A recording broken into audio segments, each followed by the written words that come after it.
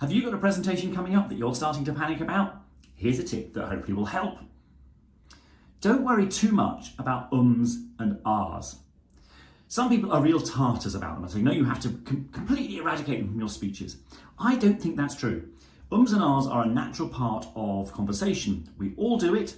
I certainly do it in my conversation, and a presentation should really be conversational, sort of conversation with your audience. I think we're actually very good at filtering out ums and ahs. So most of us just won't even notice them. Ums and ahs actually are verbalized pauses. So if you are umming and ahhing a lot, try to pause instead, because that or ah is actually your brain thinking, where am I going to go next? If you go to a pause, it just makes you much more confident. Now, clearly, if every other word is an or an there may be slightly more of a problem, and that's probably something to seek help with. Get somebody who can work with you to iron that out.